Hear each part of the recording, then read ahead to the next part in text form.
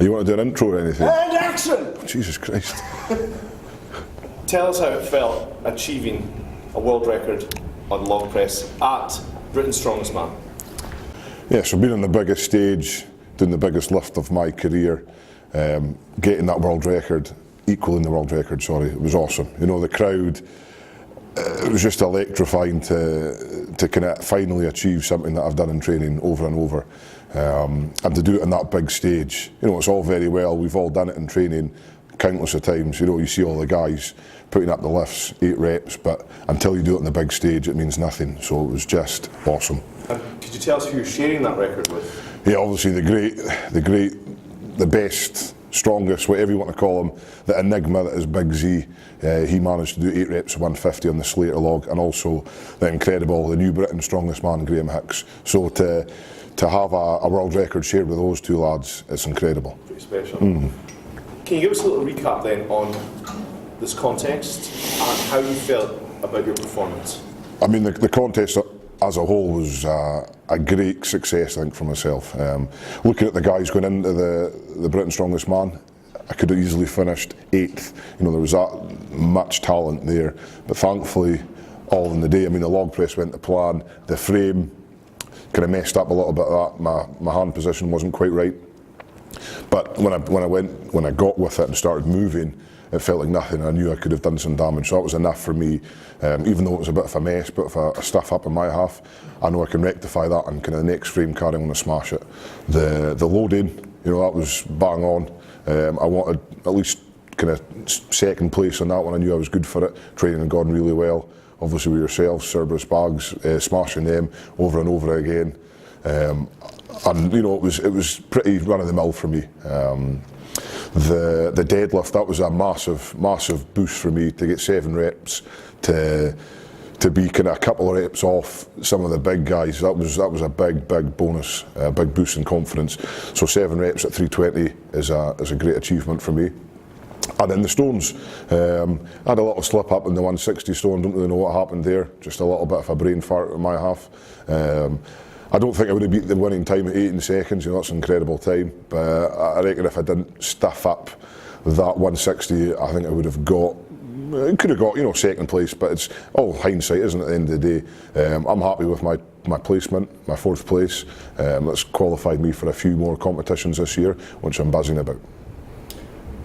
Do you want to elaborate and tell us what comps you've qualified for, you have coming up this year now? Yeah, so I believe the next one we've got end of March, or in March sometime, is the World's Ultimate Strongman out in Saudi Arabia, which is going to be another awesome event. You know, it's the second strongman show these guys have put on. I'm sure it's going to be a great spectacle for all the guys watching. And then after, we've got Europe's Strongest Man, Giants Live, which is probably, I would say, one of the biggest shows out there. It'll be my 3rd time competing at Europe's. Great privilege to be there with all the guys, and I'm looking to go down there and take some scalps. We've got the World Log Press Championships there, so it's a max log. I'll be looking to push on there. I mean, the British record I think stands at 213 kilos. That's not far off my capabilities, I don't think. I've got, I believe, maybe around 10 weeks, 8 to 10 weeks to train for that. So again, everyone saw how good my log press was at Britain's. I'm smashing out reps of 190 log. I reckon 200 plus is going to be there come the day.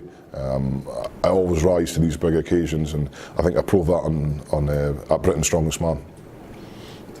What's your current log press? You're Scottish log press holder, and what weight was that? Yeah, so I'm the heaviest log press in Scotland at 200 kilos, the first person to ever press 200 above their head in the log. Something I'm very proud of, something I think is going to stand for, you know, well, until Europe's Strongest Man, until I press a little bit more. Fantastic. How does someone prep for one of the biggest competitions in the world?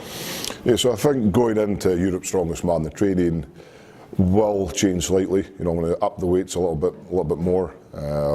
Heavier weights, maybe slightly lower reps, because we are going a little bit heavier being Europe's. The one thing that I kind of kick myself for is not going down to Darren Sadler's place to try the equipment. So I'll be making the trip down south to, you know, it's a bit of an 8-hour drive, but for me not to make a mistake again, yeah, it's priceless. So I need to do that. I should have done that at Britain's. I didn't. You know, we live and we learn.